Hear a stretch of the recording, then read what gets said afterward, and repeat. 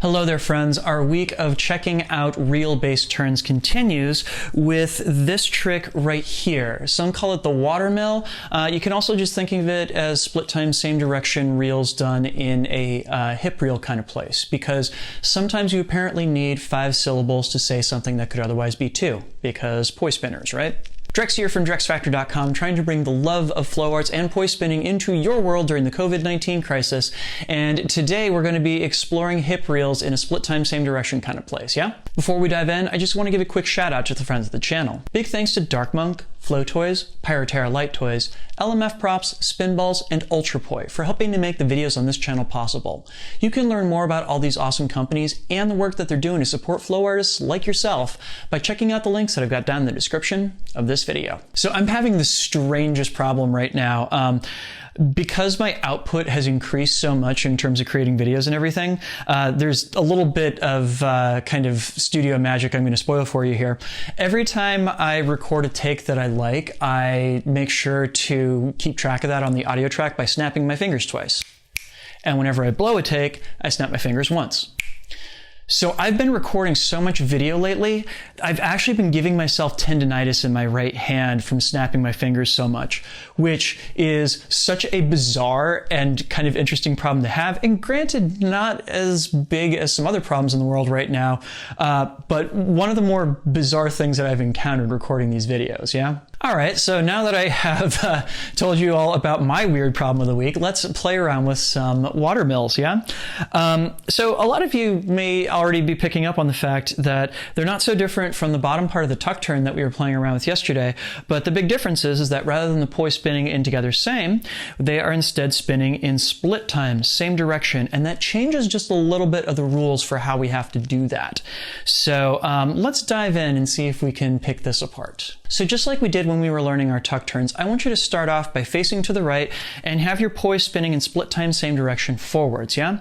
Now, normally when we would like do a reel here and everything, we would bring both of the poi over to the same side of the body and have them lead our way over. We can't really do that anymore because the poi are not faced together. So what we're instead going to have to do is we're going to have to pick a hand that we're going to follow whenever we make these turns. So because I'm going to be turning to my left, I'm going to follow my left-hand poi. And I'm going to wait for it to be in that same spot that we used when we were turning from forwards to reverse in our reel turns, namely down past my ankles. And I'm going to follow it all the way around as it goes past those ankles. Let me show you that one more time. You can totally slow this down by extending your arms out and kind of letting the poi become extensions of your arms as you're doing this and everything. Think that the left hand goes down and around and it winds up spinning reverse on your left hand side, yeah? Meanwhile, the right hand is kind of chasing it around. It is just kind of doing one little beat down past the feet and following the left hand as it goes through. Once again, we go left, right, and we go left, right, like so. Okay, so now we are going to switch up and turn from our reverse side to our forward side. Turn to your left-hand side and get your poi spinning reverse in split time, same direction like this. Now, when that right hand is going up past your eyeballs, that's going to be your cue to make that turn. Again, really, really, really exaggerate this with your hands. Reach your hands around and have the poi be extensions of them as you're going around. It'll keep this from becoming too big of a possibility that you're going to hit yourself in the process here. Really, really think that you want to keep some separation on the poi as they go up and over from one side to the next, yeah? Okay, so our next step is going back and forth between these two. So I'm going to start off counting off my left hand, going 3, 2, 1, and turn off my right hand, 3, 2, 1, and turn off my left hand, 3, 2, 1, and turn off my right hand, 3, 2, 1, and turn, yeah?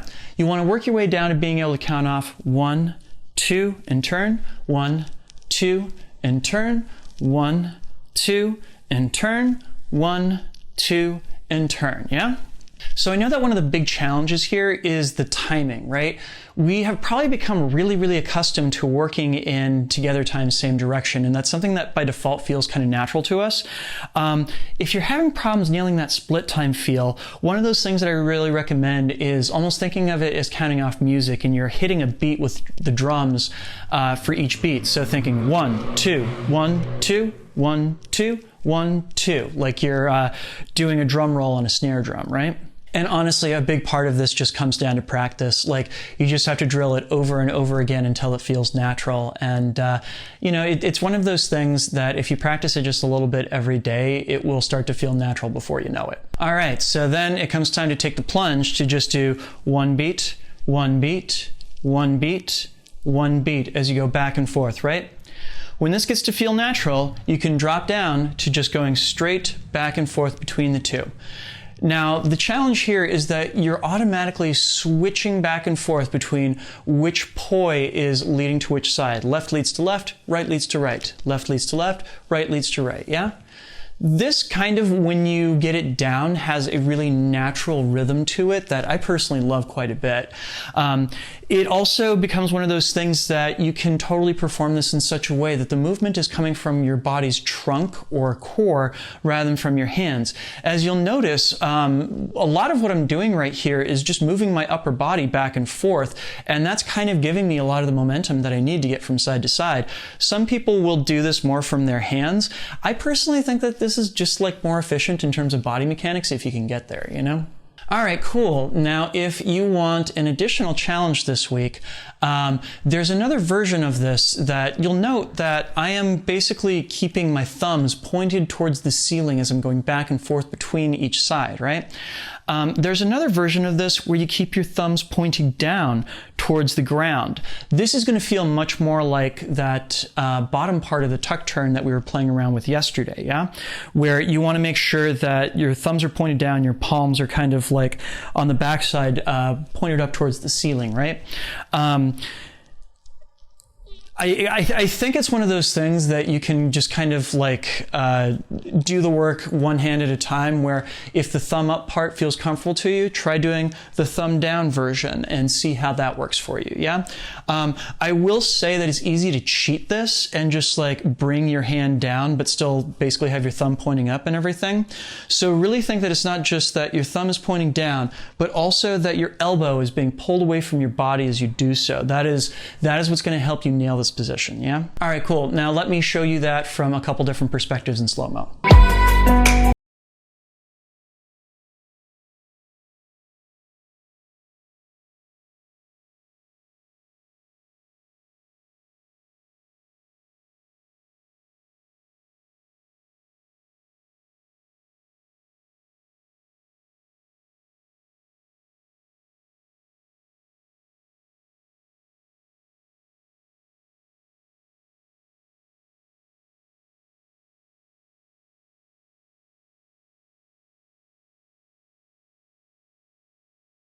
Sweet. So I hope that capitalizes on some of the stuff that we learned on Monday with our tuck turns and everything, and we're going to go a little bit further down this rabbit hole in the course of the week. Pretty please make sure to like, share, and subscribe. Help my channel grow and help other people discover the love of flow as we're going through this crisis. I would really appreciate it. Also, if you are enjoying this series but not feeling challenged enough by it and want to try and skip ahead a little bit, you can always sign up for my Spin Poi Like a Rockstar series over on my website at drexfactor.com. You just give me your email address and I will email you all the lessons along with a link where you can just like download them all in bulk right from the get-go, so you can go through at your own pace and pick and choose what you want to learn, yeah? Also, if you are enjoying this work, if you are enjoying seeing me put together a new tutorial every single weekday during the COVID-19 outbreak, please consider signing up to support this work over on Patreon, like all these nice folks did. It is not a stretch to say that the contributions that these people have made to my Patreon is what's allowing me to do this right now, is what's allowing me to keep up this pace of doing a new tutorial every weekday. So if you would like to help me out, please head on over to patreon.com/drexfactorpoi and sign up. You get early access to all of my content as well as a say in what topics I do cover in it. So thank you all so much in advance. Cool, so tomorrow I'm going to be back and we're going to take those hip reels and put them up around our shoulders to create windmills. Tune in for that.